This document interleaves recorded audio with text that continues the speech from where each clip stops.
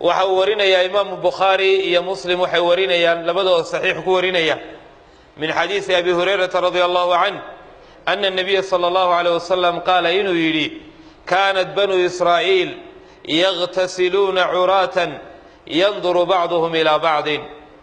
نمن كان بني إسرائيل لا يرى وحي ميدان شرين يغو قاون أمورا أي وضع ميدان ينظر بعضهم إلى بعض وصاي صدى ونيا فنانك انت وبحان أينو الوامر يسدقنيا مركاسا هلكا لغو وضع ميدانيا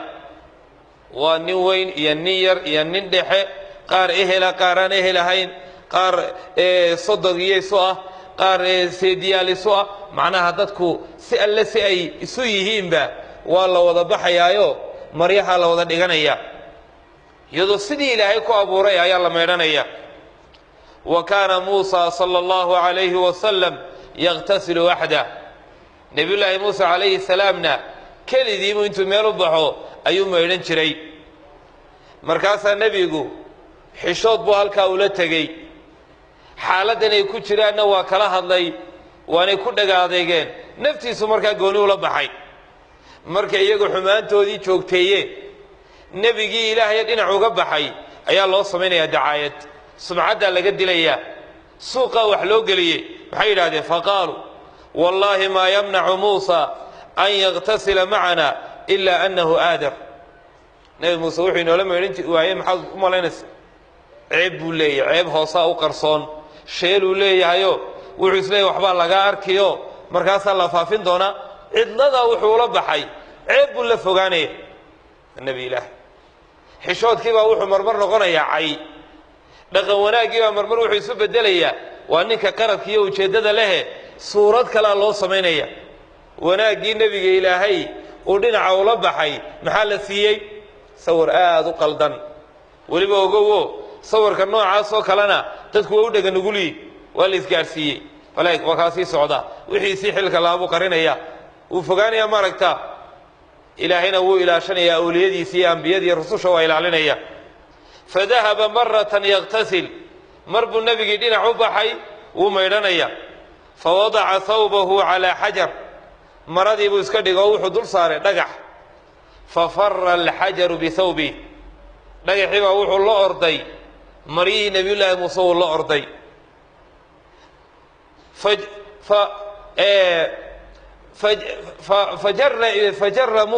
فجرى موسى وراء الحجر نبي الله موسى وحو دبا أرضي دغحي سقول له ثوبي حجر وردغحو مرضي وردغحو مرضي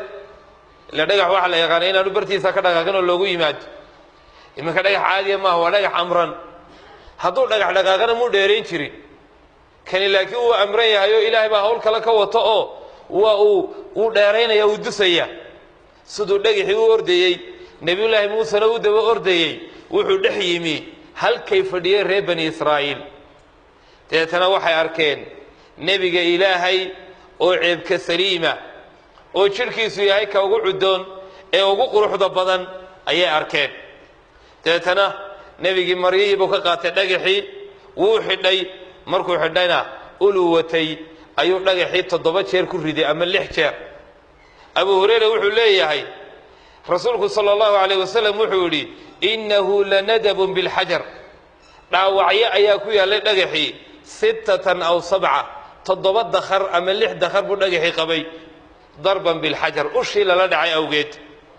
إلهنا سبحانه وتعالى markuu madina la hadlayay wuxuu soo dejiyay ya ayuha alladina aamanu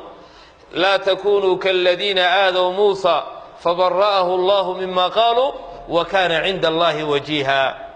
dadka muuminiinta ah ha noqonina sidii kuwii nabi Muuse dhibay ee xumaanta suuqa u galiyay iduguna nabigiina iyo dadka qiimaha leh ha dhibina